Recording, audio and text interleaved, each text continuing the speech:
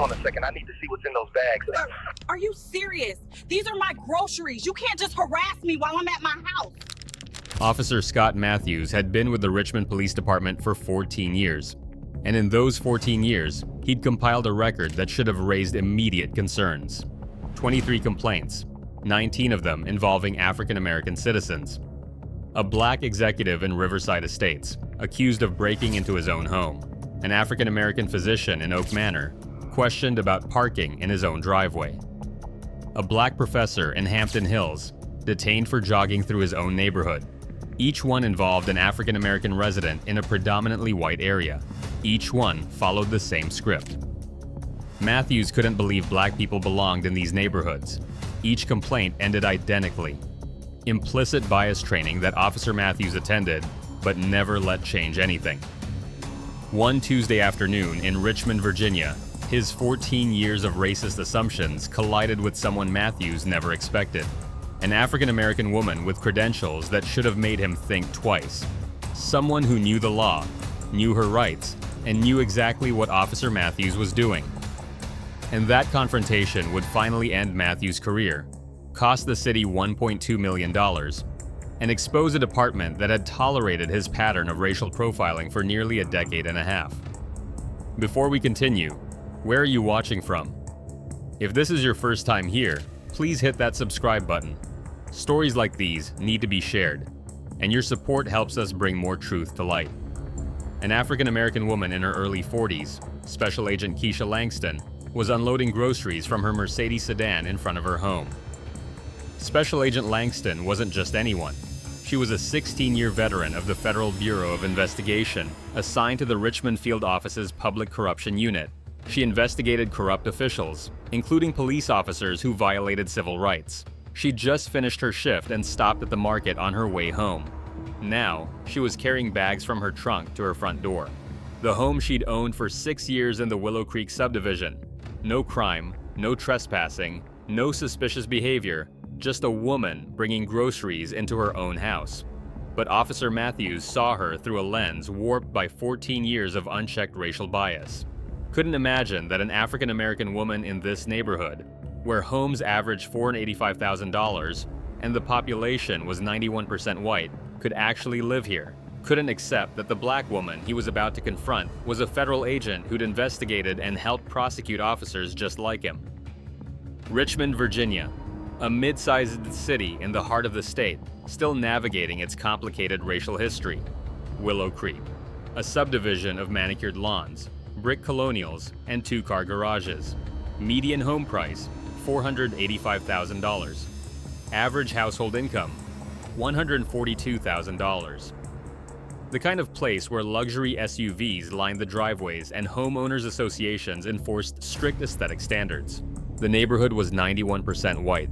The kind of place where seeing a black face immediately raised questions, where African Americans were assumed to be landscapers, delivery drivers, or housekeepers, never residents. The street where Agent Langston lived featured tree-lined sidewalks, well-maintained homes, and the occasional American flag.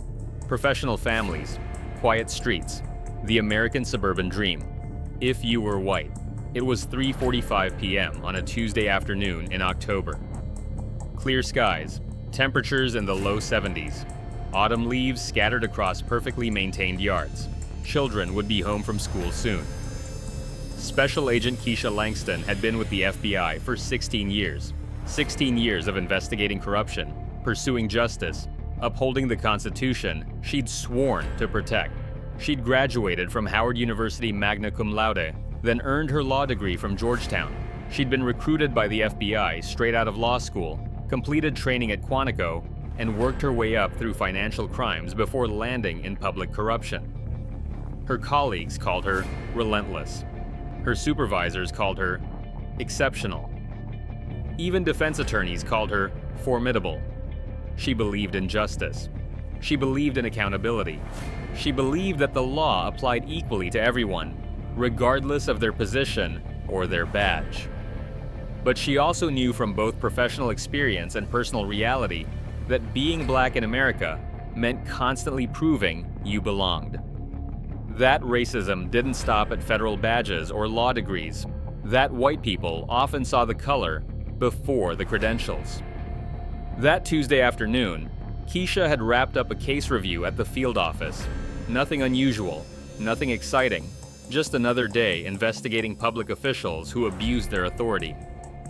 She'd stopped at the grocery store on Monument Avenue, picked up ingredients for dinner, and driven the familiar route back to Willow Creek.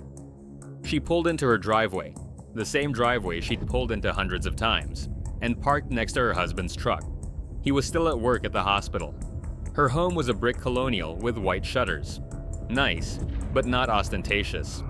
Purchased legally, mortgaged through Navy Federal Credit Union, registered in her name and her husband's. She belonged there, had lived there for 6 years, knew half the neighbors by name, even if they'd never invited her to their book clubs or dinner parties. She was doing exactly what thousands of people in suburban America do every single day, bringing groceries home from the store. Nothing suspicious, nothing unusual, nothing that should attract police attention, nothing that would make anyone look twice at a white person doing the exact same thing. But Officer Matthews, 14 years on the Richmond Police Department with 23 complaints, documenting his pattern of targeting black citizens, saw something different.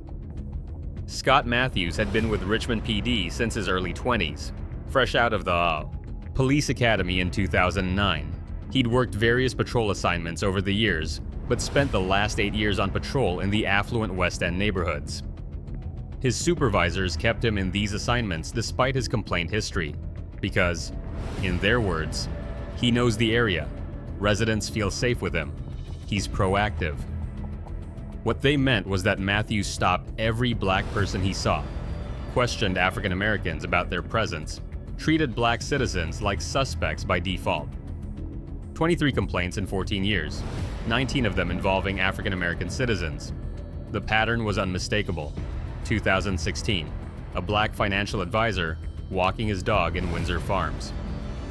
Officer Matthews stopped him, demanding ID and proof he lived there. The man actually owned a townhouse 3 blocks away and had been walking that route for 2 years. Matthews claimed he matched a burglary suspect description. Complaint filed. Resolved with implicit bias training. 2019, an African American nurse sitting in her parked car outside a Riverside home. Officer Matthews detained her for 20 minutes, insisting she explain why she was loitering. She was waiting to pick up her elderly mother, who lived in that house and whom she visited every Sunday. Matthews claimed he received reports of suspicious vehicles in the area. Complaint filed. Closed with a written counseling and diversity workshop recommendation. 2022. A black software engineer jogging through Hampton Hills at 6 a.m. Officer Matthews stopped him, questioned his purpose in the neighborhood, and demanded to see ID. The man lived 2 streets over and ran that route every morning. Matthews claimed the man appeared nervous and was in a high-value target area. Complaint filed. Dismissed with cultural awareness workshop requirement. Every complaint told the same story. Matthews saw black people in white spaces and couldn't accept their legitimacy, couldn't accept that they belonged. He assumed stolen vehicles, assumed trespassing, assumed criminal intent before criminal activity. He demanded proof of belonging, proof of ownership, proof of legitimate presence, things he never demanded from white people in the same locations doing the same things. And when complaints were filed, the department responded with training certificates instead of discipline, with workshops instead of consequences, with one more chance instead of termination. Internal Affairs had a file on Matthews that should have resulted in termination years ago. 23 documented incidents, 4 settlements paid totaling $340,000, multiple credible witnesses, 6 sustained complaints. But Matthews had allies in the department, supervisors who valued his arrest numbers and his proactive approach to patrol, union representatives who protected him at every disciplinary hearing, and a system that prioritized officer retention over accountability to the black citizens he repeatedly profiled. That afternoon, Matthews was on patrol in Willow Creek when he noticed the Mercedes sudden pulling into a driveway. He'd driven past this house before. Nice home, quiet street, white neighborhood. And now there was a black woman unloading shopping bags from the trunk. Matthews' mind made the calculation it always made. Black person, plus nice car, plus white neighborhood, doesn't belong. He didn't consider that this could be someone who lived there. He didn't notice the garage opener clipped to her visor or the home sweet home doormat. He didn't observe that she was moving comfortably, with keys in hand, clearly familiar with the property. He saw what his biases trained him to see, a black person who didn't belong. A situation that needed investigation, potential theft in progress. He pulled his patrol car to the curb and stepped out. Keisha heard the car door slam and looked up from her trunk. Her stomach tightened. She'd lived this before. Not personally, but through the cases she investigated, through the victims she interviewed, through the statistics she reviewed. She knew exactly what was happening. Here we go again, she thought. Another white cop who can't believe I belong. Ma'am, I need to ask you some questions, Matthews called out, his hand resting on his duty belt as he approached. Keisha set down her grocery bag slowly, her FBI credentials in her purse in the front seat, her hands visible and open. Officer, is there a problem? Matthews stepped closer, his eyes moving from her to the house to the car. This your vehicle? Yes, it is. Is there a reason you're asking? I've had reports of suspicious activity in this neighborhood. He hadn't. I need to see some identification and proof this vehicle belongs to you. Do you think officers should need reasonable suspicion before demanding ID from someone on their own property? Drop your answer below. Keisha kept her voice steady, professional. She'd trained for hostile interrogations, interviewed hardened criminals, faced down corrupt officials. She wasn't about to be intimidated on her own driveway. Officer, I'm standing in my driveway, unloading groceries from my car. What specifically is suspicious about that? Matthew's jaw tightened. People in this neighborhood didn't usually question him. Ma'am, I'm asking the questions here. ID and vehicle registration. Now. I'm happy to provide identification, Keisha said calmly, but I'd like to know what reasonable suspicion you have that I've committed a crime. I'm on my own property, engaged in a completely legal activity. This is your property? Matthew's tone made it clear he didn't believe her. Yes, I've lived here for 6 years. This is my home, that's my car, and those are my groceries.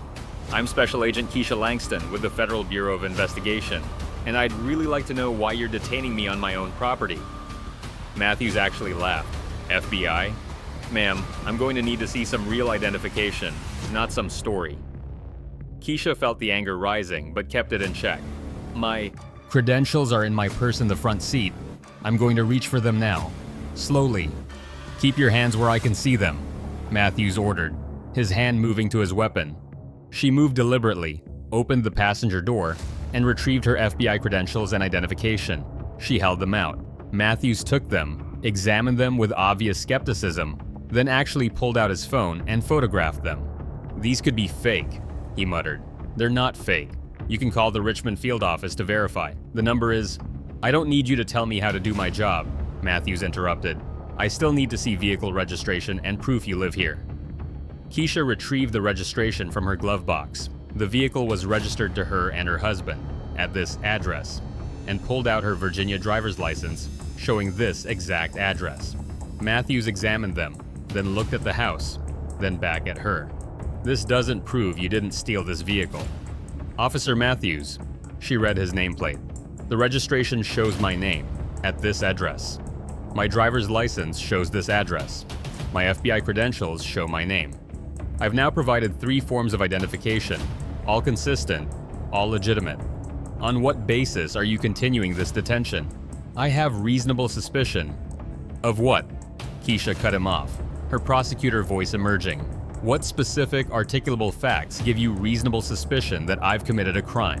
What crime do you suspect me of committing? Bringing groceries into my own home while black? Matthew's face reddened. Your attitude is making this worse. My attitude? I'm a federal agent being detained on my own property for doing exactly what my white neighbors do every day without being questioned. You've seen my credentials, my registration, my license. You have no reasonable suspicion, no probable cause, no basis for this stop. You're racially profiling me, Officer Matthews, and it's a violation of my Fourth Amendment rights.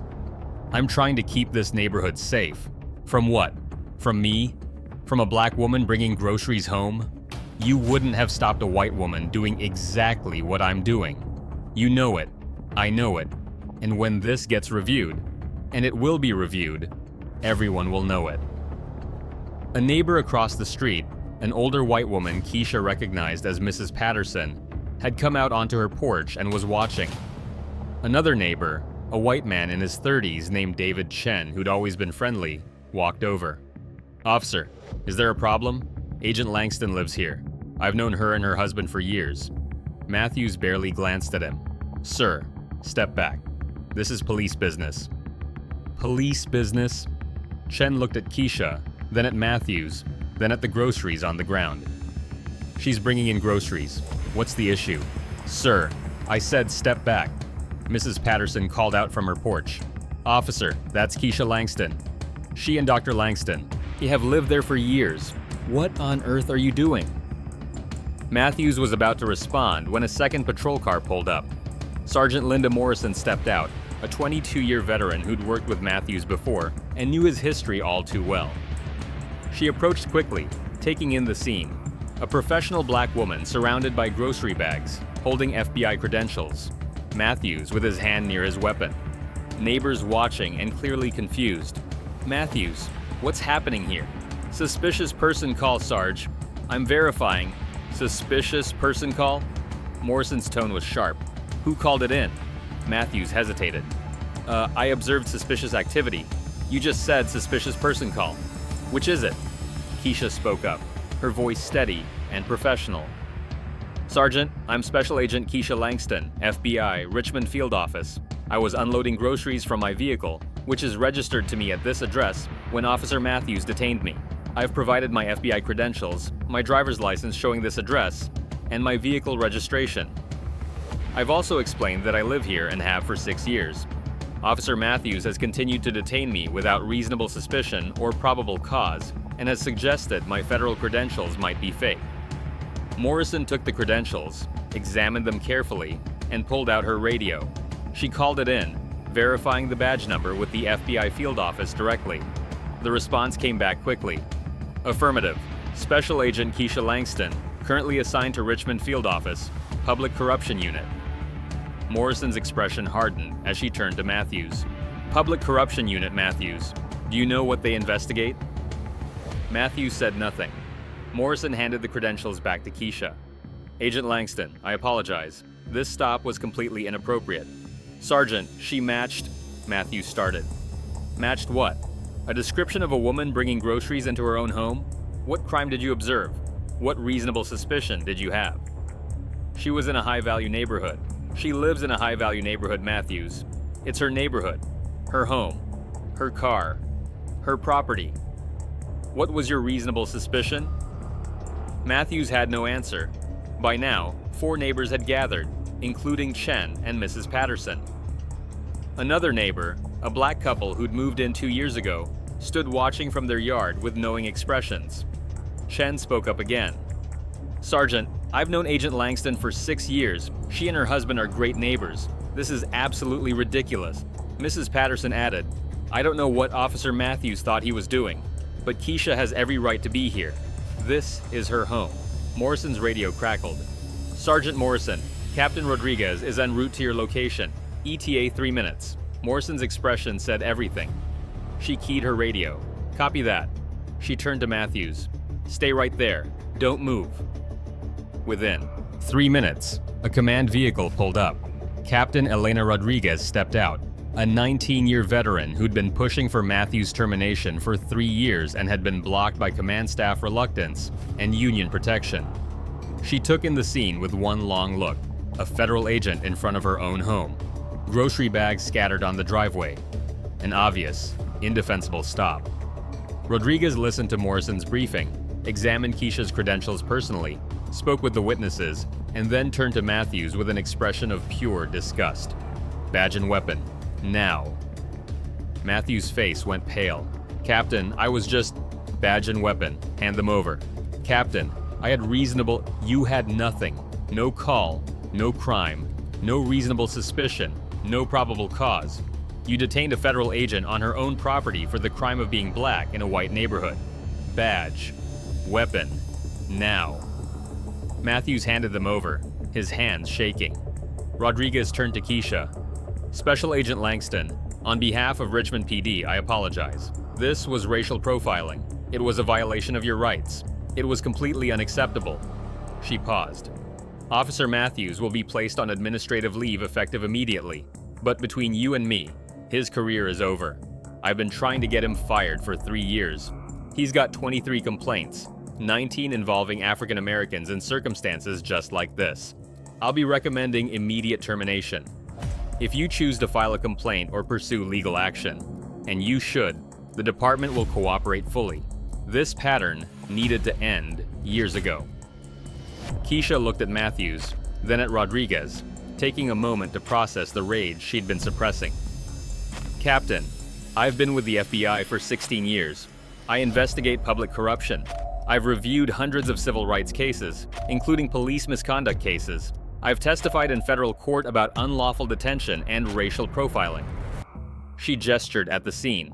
And your officer just committed textbook Fourth Amendment violation right in front of witnesses and cameras. She pointed to her doorbell camera, to Mrs. Patterson's security system, to Chen's phone in his hand. Everything is documented. The lack of reasonable suspicion, the racial profiling, the refusal to accept my credentials, all of it. She paused. So yes, I'll be filing a complaint. And yes, I'll be pursuing legal action. Not for money, but because if this happens to me, a federal agent who investigates this exact conduct, imagine what happens to people who don't have my resources, my knowledge, my credentials, my platform to fight back. Her voice was steady, but the anger was clear. How many young black people has Officer Matthews stopped who couldn't fight back? How many African Americans did he profile who didn't have witnesses or cameras? How many complaints would it have taken before someone acted? Because 23 complaints over 14 years, that's not a few mistakes. That's a pattern. That's policy. That's your department protecting racism. By that evening, the story was spreading through Richmond's African American community and legal circles, and onto local news. Video clips from doorbell cameras and witness phones went viral. Hashtag racial profiling in RVA and Nash FBI while black started trending. Headlines appeared. FBI agent racially profiled by Richmond officer outside her own home. Officer with 23 similar complaints caught on camera. Profiling federal agent. FBI special agent detained for bringing groceries home while black. The FBI Agents Association issued a statement supporting Keisha, calling the incident completely unacceptable and an obvious case of racial profiling that demonstrates why law enforcement accountability must be strengthened. The Richmond NAACP condemned the incident, demanding Matthews' immediate termination and systematic reforms. Even the local Fraternal Order of Police declined to defend the stop, with some members privately acknowledging it was indefensible. Richmond FBI Field Office received hundreds of messages of support for Keisha, along with demands that the police department face consequences. Keisha hired Marcus Chen, a prominent civil rights attorney who'd won several high-profile police misconduct cases. The lawsuit was filed 3 weeks later, naming Officer Scott Matthews, the supervisors who'd ignored 23 complaints over 14 years, and Richmond Police Department. The allegations were devastating. Racial profiling in violation of the Equal Protection Clause of the 14th Amendment. Unlawful detention without reasonable suspicion or probable cause in violation of the Fourth Amendment denial of civil rights under 42 U.S.C. Section 1983. Intentional infliction of emotional distress, false imprisonment, supervisory liability for failure to train, discipline, or terminate despite documented pattern. Municipal liability for deliberate indifference to Officer Matthews' pattern of racial profiling. Violation of Virginia civil rights statutes. The complaint included Matthews' entire history, presented in excruciating detail. 23 complaints over 14 years. 19 involving African Americans in similar circumstances, affluent neighborhoods, white spaces, situations where black presence was questioned, all documented, all investigated, all resulting in minimal discipline, all dismissed with training that never changed his behavior. The lawsuit laid out the pattern complaint, by complaint year by year, black victim after black victim, showing identical circumstances, identical assumptions, identical harassment. $1.2 million in damages, plus attorney fees and mandatory policy reforms. Richmond's city attorneys reviewed the case. The liability was absolutely clear. Security footage from multiple homes showed everything: the innocent activity, the unjustified stop, the continued detention despite credentials. Body camera footage captured Matthews' inability to articulate reasonable suspicion and his dismissal of federal credentials. Multiple independent witnesses, including white neighbors, corroborated that Keisha lived there and did nothing wrong. Keisha's credentials, registration, and documentation proved her complete legitimacy. Matthews had no legal basis for the stop, no crime, no reasonable suspicion, no articulable facts. Internal affairs files documented the pattern: 23 complaints, 19 involving African Americans, all ignored. Every element of a Parard 1983 claim was present. Fourth Amendment violation, check. 14th Amendment violation, check.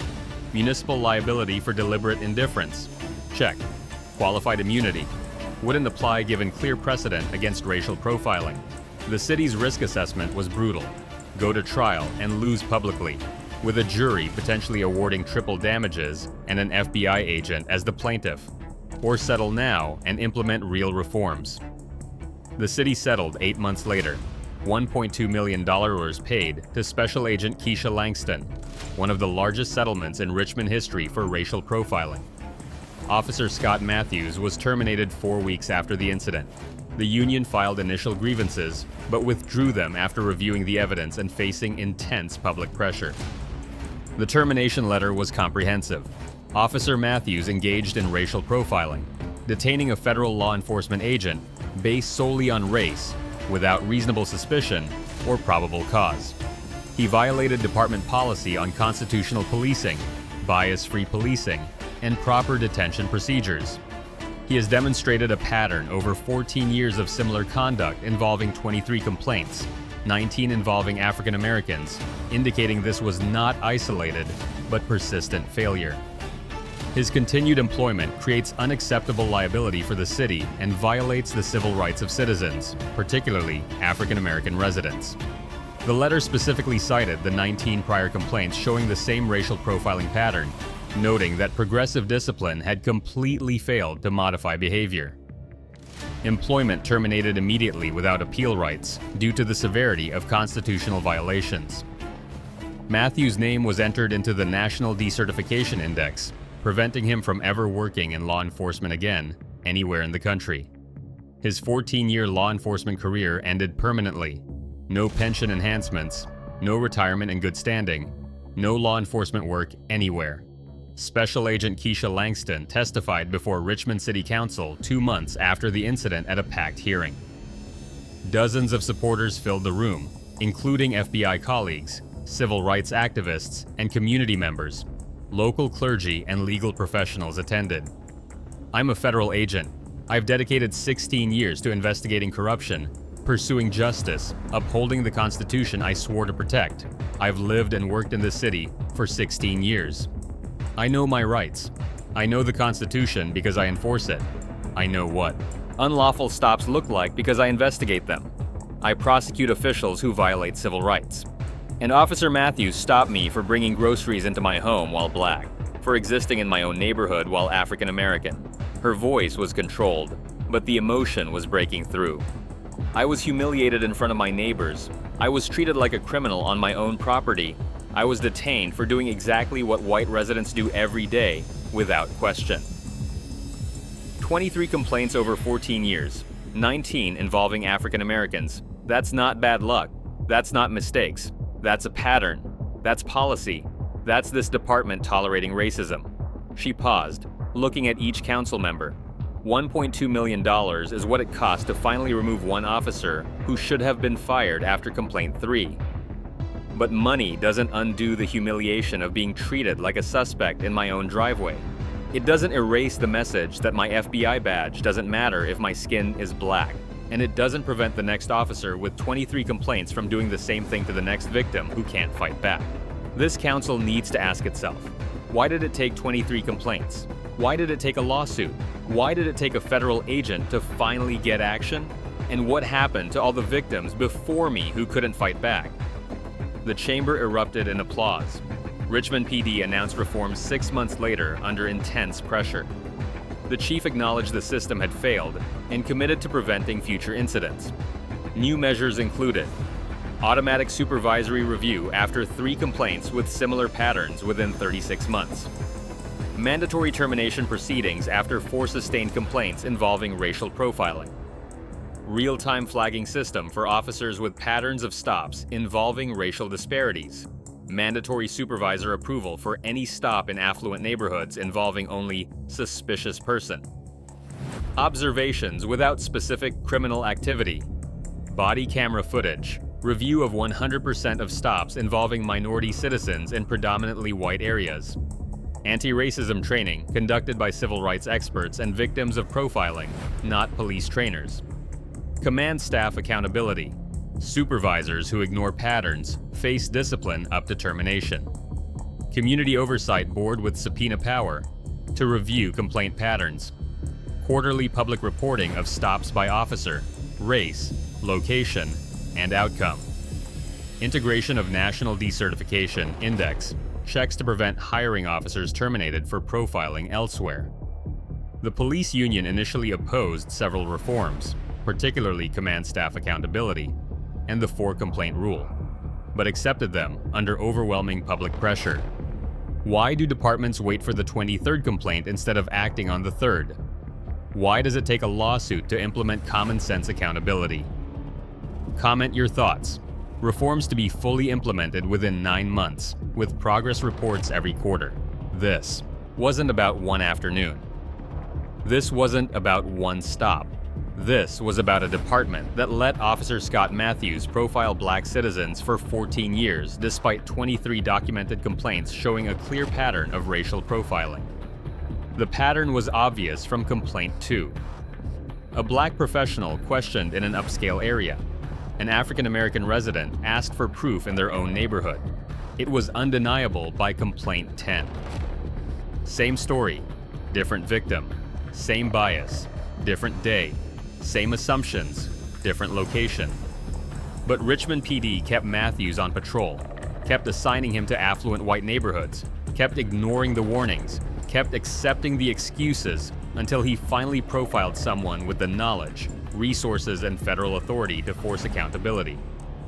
Keisha Langston paid the price, treated like a criminal in her own driveway, detained for bringing groceries into her own home, humiliated in front of neighbors for doing what white people do without question. The message delivered clearly: your FBI badge doesn't matter. Your law degree doesn't matter. Your service doesn't matter as much as your race. Officer Scott Matthews' career is over. Terminated.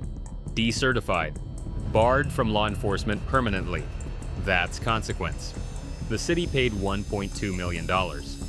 That's accountability. The department implemented reforms. That's progress. But those measures came after 14 years and 23 complaints. 14 years of black victims who didn't have an FBI badge. 14 years of African American residents who were profiled and harassed and had no recourse. No witnesses, no cameras, no resources, no platform, no one listening. How many others did Officer Matthews stop in those 14 years? How many young black people detained without cause?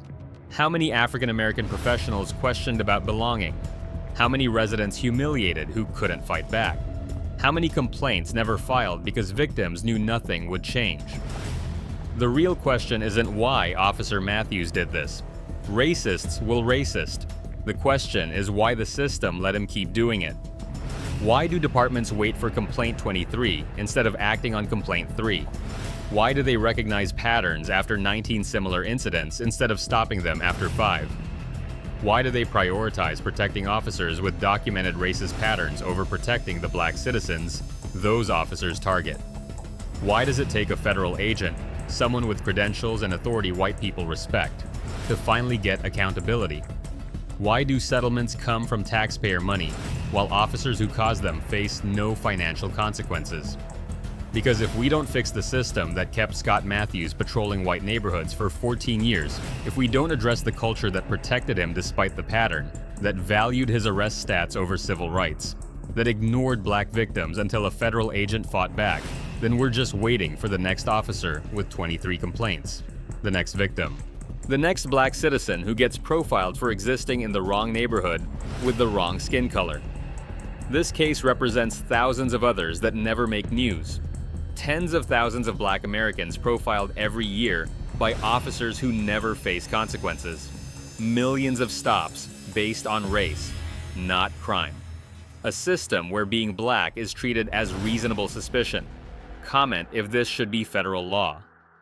Any officer with 4 similar complaints within 5 years faces automatic termination. No implicit bias training that doesn't work. No diversity workshops that change nothing. No progressive discipline that protects racism. Immediate termination. Career over. Out of law enforcement permanently.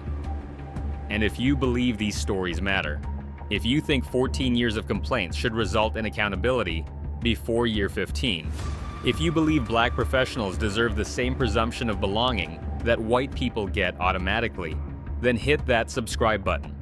We're exposing police misconduct. We're demanding real accountability. We're fighting for every black American who's been profiled. This isn't about one officer or one federal agent. It's about a system that gave Officer Matthews 23 chances, 23 complaints, mean black victims, 14 years, while black Americans don't even get the benefit of the doubt. It's about departments that protect officers with documented patterns of racial profiling and the African American citizens who pay the price for that protection with their dignity, their safety, and their constitutional rights.